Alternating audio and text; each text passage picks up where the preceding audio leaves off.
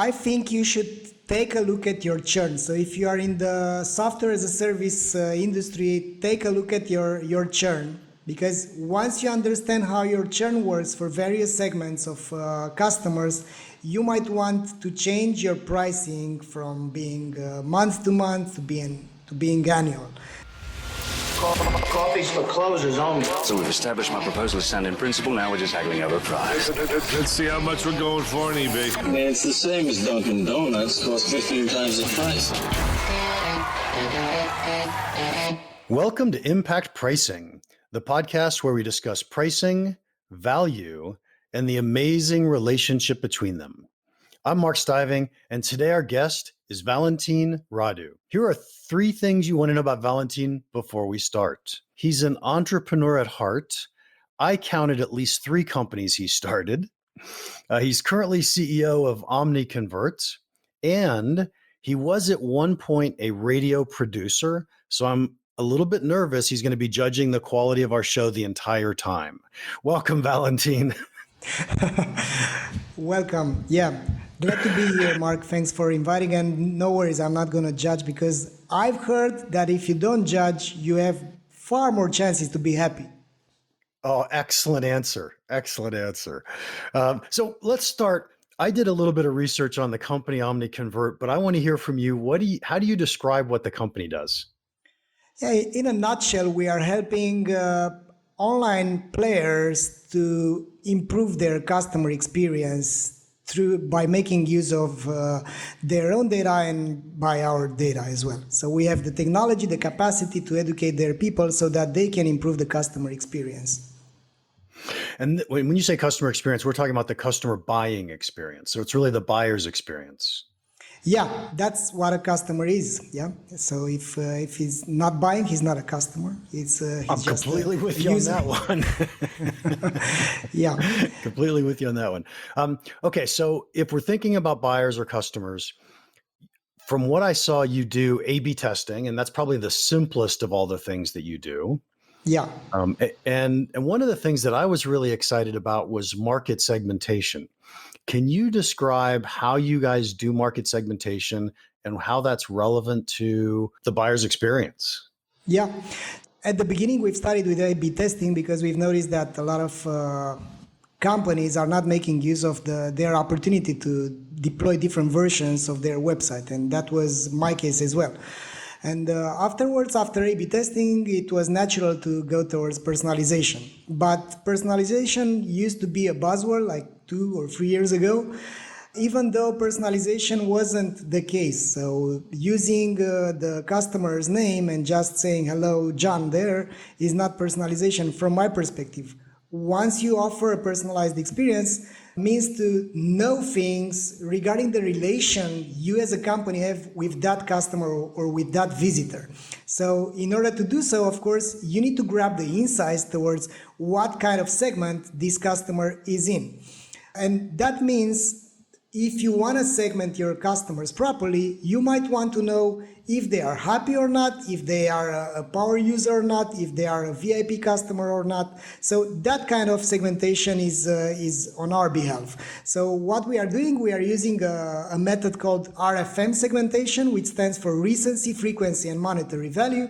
And instead of looking at the customers simply based on their lifetime value, you are looking at them based on their recency score. So how recent is the last purchase, based on their frequency score, how often they have purchased from you, and what's their monetary value, so how much they've spent on your e-commerce, let's say. And aggregating all this data, you come up with a lot of insights. Things like, 1.5% of the total customers are generating something like 20% of the total margin. And you might want to give those kind of folks a different experience. So that's what we are calling personalization, actually. And when I looked at the website, though, it looked like segmentation was way more than that. It was also industry or market segment or country or and so for you, segmentation is like an A/B test. Is that how I think about that? I give different messages to different segments. Yeah, I orchestrate a different experience to different segments based on how qualified they are to buy and what kind of relation they have with me. So if you correlate their buying data with their experience data, like what kind of NPS score they have and what kind of resolution time they have from the customer support, you might come up with interesting segments, because you could have ticking bombs in terms of satisfaction level, but VIPs in terms of lifetime value. So you might want to give a different experience to this kind of folks. Like if they have a high NPS and a low lifetime value, they are happy customers, but they are not your ideal customers. Yeah, even though they are very satisfied. And based on this kind of data, you can also add another layer of data from this first party data. You could add more layers, like their company or their industry or their location and their traffic source. But this is not that relevant unless you know what kind of emotions they have towards your company, because we are living in the experience economy. So it doesn't matter if I'm saying, hello, John from Oklahoma, if John is very pissed off because he's not getting his goods, right? So what matters the most for John is to receive the products that he bought from you, he paid for you, yeah? So that's how we are seeing personalization, orchestrating different kind of website experiences based on all this data that it's available right now. The problem with this kind of approach is that it's not that simple. So it's not for everyone to do. And that's why we've been changing our approach and we've been raising the bar over and over again. And now we are not serving low-end customers. We are serving only mid-size enterprise companies. I could see that completely, because one of the questions I wanted to ask you is, when I look at what you do, I would say, oh my gosh, this is way too complicated for me, my little one-man company with the half dozen people working with me. But this would be way too complicated for me to try to figure all this out. Can I just put up a web page and tell people what I do? And the fact that you focus on mid-size makes a lot of sense, but it still feels really complex. Do you educate your customers, or do they come to you saying, here's what we want to do? Yeah, we are heavily on this, and we are doubling down on educating them. I must tell you a story regarding how we've crafted our own software, because we're coming a long way. So there are 6 years since we've started, and back in 2016 we realized that we are serving too many types of customers from too many industries and too many sizes. And we've made a deep diving in our own data, and we realized, oh, look, here's our ideal customer profile. So it's the good old Pareto, right? But you just need to do this deep diving into your own data. And we realized that our best customers are e-commerce players that are making more than 5 million euro or US dollars in annual revenue. So if they do less than that, they are not our ideal customers. Why? Because their churn is higher, their talent is lower, and they are the most demanding in terms of tickets, and instead of having the same language that we have. So that's how we've decided to go to mid-size and enterprise companies. However, what I think it's highly important is that unless you don't know who you need to target, you don't need to spend any kind of penny in acquisition. If you have the first customers, let's say first 100 customers, in our case, we've got more than 1,000 at that moment, and it was way too far. I mean, we've wasted like 1 year because of this bad assumption that we need to serve everyone from all the industries. So we know that our product is not for everyone, and we know that some people will not get it, but we are educating them. We are about to release a certification program at the end of this year towards how to do customer experience through the digital channels. Moreover, we are also looking at ways to scale our business by making use of machine learning.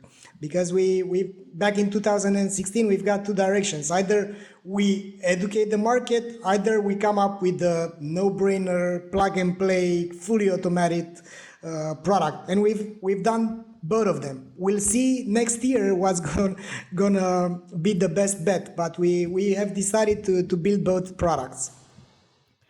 Nice. And what I want to do now is, as you might know, I'm a pricing guy, and this is a pricing podcast. Of course. Let's see if we can tie all this back to pricing. And before I ask any specific questions, let me just open it up to you. How do you think any of this relates to pricing? The first and the most important thing is that if you don't know the value that you are giving, and if you don't know who's your target, and if you don't know if you are selling a painkiller or a vitamin, you don't have to mess with the pricing. So first of all, we have looking at our own history, we have a new who's our ideal customer profile, what's the problem that they needed to be solving, and what's the job that that need to be done with our product. And that's why our pricing was here and there. I mean, we've started with a free trial with card, then we've ended up giving away a free trial with no card, then we've got to a freemium, and we've been doing this kind of roller coaster towards pricing. Thank God that we've been doing A/B testing throughout the whole process, because otherwise we wouldn't be here. And so at least you're using your own product for your own business. Yeah. To try to figure out what works, what doesn't work. So here's what I love about what you just said is I teach value-based pricing. And most of the time I'm dealing with B2B type customers. And in B2B, what happens is I've got a salesperson who goes out and builds a relationship with a client, and I have a chance to learn and communicate and educate about value. So it's a really, it's understandable, and I can do value-based pricing much easier. And once we move into mass market, B2C, someone buying on the internet, it becomes much harder to do what I just described. However, with what you're doing, the fact that I could take market segments, and once I understand what segment you're in, then I can give you the right message, which describes value to the customer in the way that resonates with that customer. I think that's incredible. Right? Yeah. I think that's amazing. What are some of the tricks you use to figure out what segment someone is in when they come to a client's website? The behavior is the most important.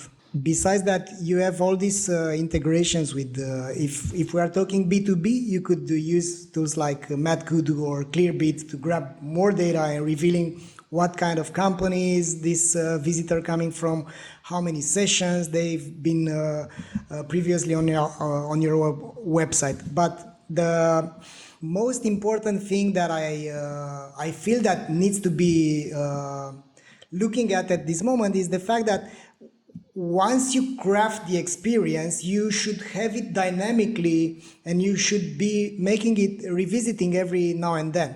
So you can grab data regarding their behavior, how many pages, on which kind of sections are them on your website, where they are on your funnel, but you always need to revisit this kind of data, because the routes that they are taking, let's say if you have 50 pages on your website, and if we are looking at a B2B, if you have 50 pages, the permutations between 50 by 50 factorial, it's pretty large, right? So they have a lot of ways to go. So what you think they are using in order to navigate is a total different thing than what they are actually doing. So what you might want to do is to nudge them so that you can get them from unknown visitors to known visitors. And this is the first step in a B2B. So once you know their ID, and once you enrich the level of information you have around them, so any kind of white paper, any kind of PDF, any kind of,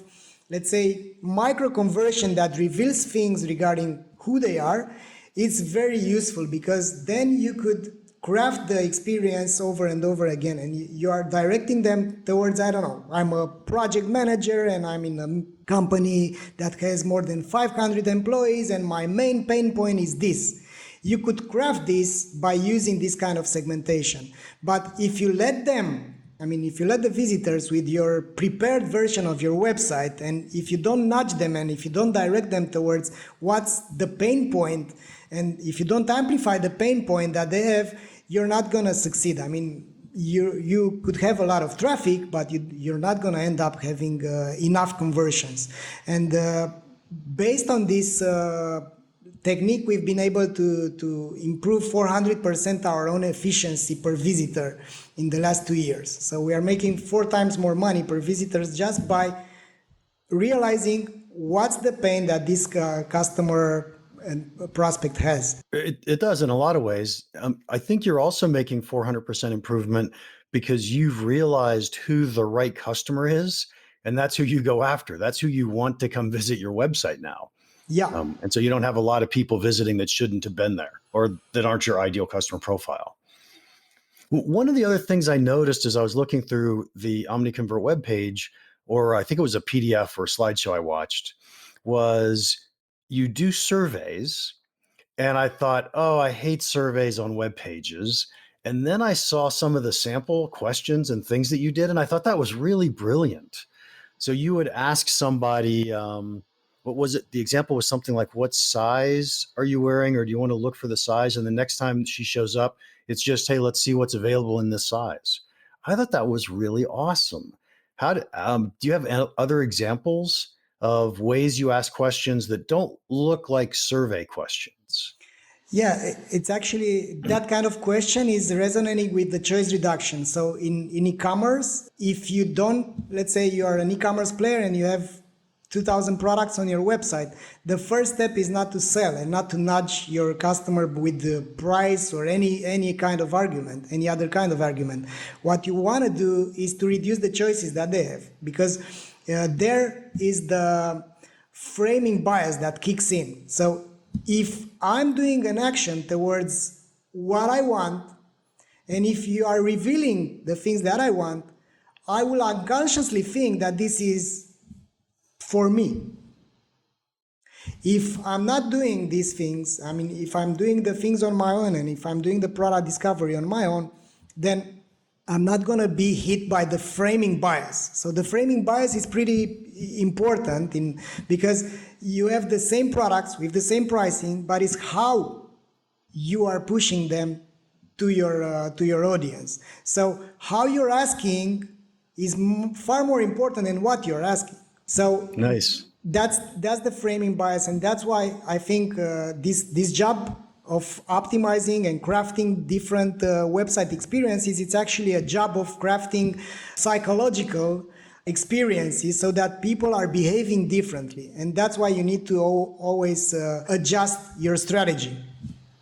It also sounds like you may have heard that sales strategy where a salesman wants to ask questions where they get the customer saying yes, yes, yes. Yeah. So they're used to saying yes. It almost sounds like it's that strategy where I'm getting the customer to make decisions to move down the path, and they're getting more and more involved or more committed to your solution. We are all affected about the desires and the pains, right? So we are running from being in suffering, towards fulfilling our needs and aiming for our desires. And if we are all affected by these kind of things, then that means are not the characteristics of the things that we are buying, that we are really buying. We are escaping from suffering.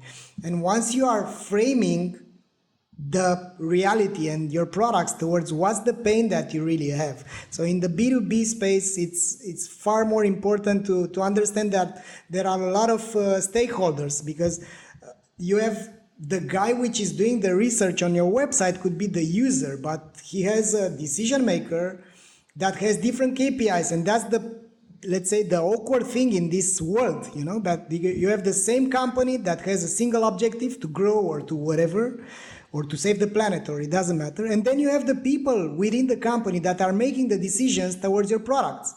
And these people are having different agendas. The user has the agenda of hitting their KPIs and keeping their job secure, because they will be the ones in charge if the tool or the platform that they are choosing will mess around with their company.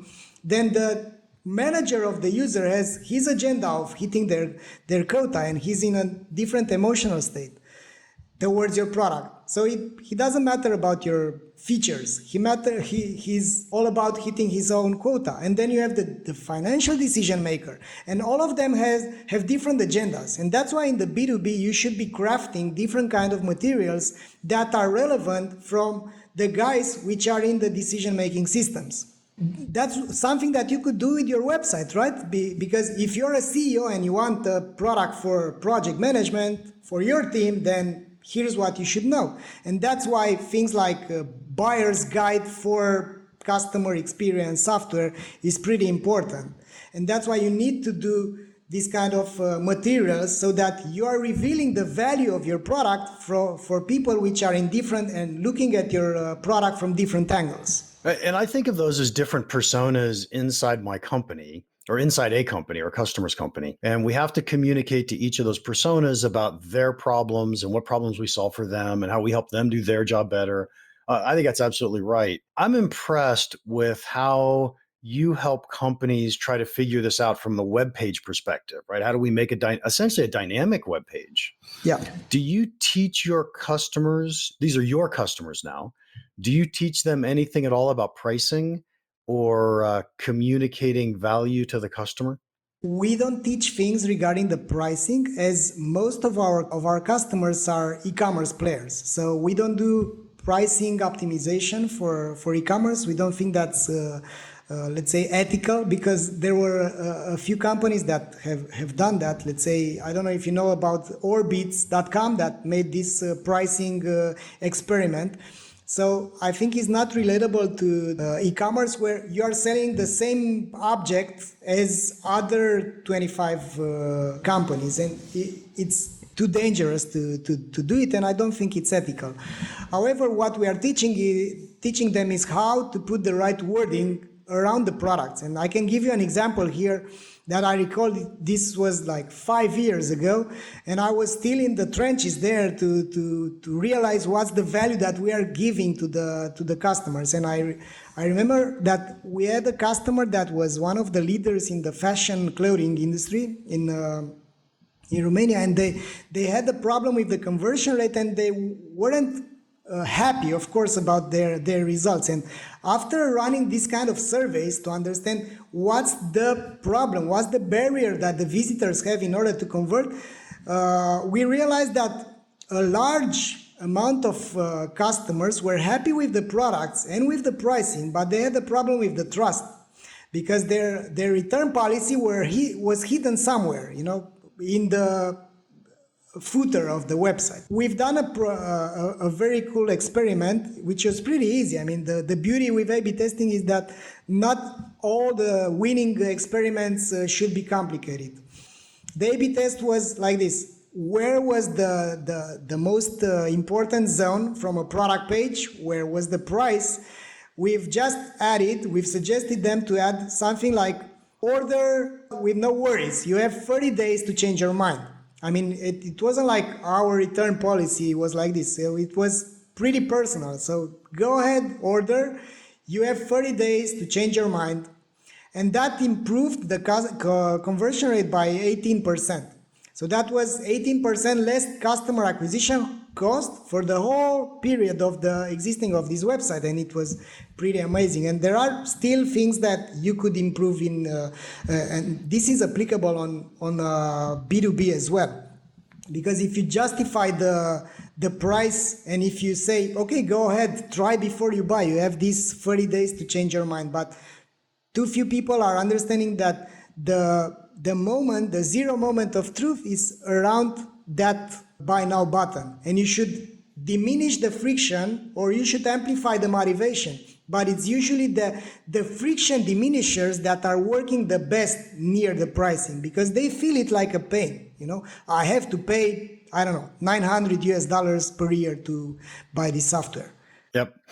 Okay, Valentina, I'm going to disagree with you on one thing. Sorry Please about do. this. Yeah. But luckily, ethics are always in the mind of the beholder. And I teach companies every single day, you should charge different customers different prices. Every day I teach that. And I'm and with the you idea on that this, says of course. the idea that says it's unethical, I could see how you say I don't want to be involved in that, right? Because I don't do medical pricing because of the ethical issues or questions. I'm not saying it's unethical. I just don't want to have to deal with them. Yeah. So What I think is unethical, let me give some perspective over this matter. So I've had some let's say PR hit on this matter, because it's not only that we are not involved in this price testing, but also we are not sustaining gambling, which is online gambling is legal here in Europe. We are not involved in adult industry as well, and we are not into these kind of things, not because we don't think these are somehow useful for the planet, but amplifying a bad behavior which is not making people more free or more happy with their life. I don't think that's the right thing to do it. And if I would have a customer that, let's say, catches me, if he's going through an Apple, he's having a 10% more price, I mean the price is bigger by 10%, I don't think that's ethical to him, because he's my customer, he's my former customer, he paid for the services, and he realizes that once he's going through his Android phone, he's seeing a price, and once he's in an incognito tab on an Apple device, his price is bigger. And I think that's not good for that former customer, and you should. So there are always examples where things seem unethical, but as a general rule, we want to figure out how do we charge different customers different prices based on their willingness to pay. And by the way, here's what I want to say is I think your technology enables us to do that exceptionally well, because what you're allowing me to do is choose different market segments. Once you've come to my website, I now know what segment you are. I can communicate to you. And because you're in that segment, I happen to know I solve problems that are really, really big, and I charge really high prices in that market segment. So I think that's awesome. I love this. Yeah. So I'm not complaining. I just want to make sure my listeners heard that I don't believe it's unethical. I totally respect this. So Valentin, we got to wrap this up, but let me ask you one final question.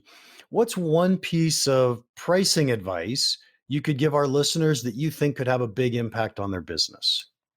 I think you should take a look at your churn. So if you are in the software as a service industry, take a look at your churn, because once you understand how your churn works for various segments of customers, you might want to change your pricing from being month to month to being annual.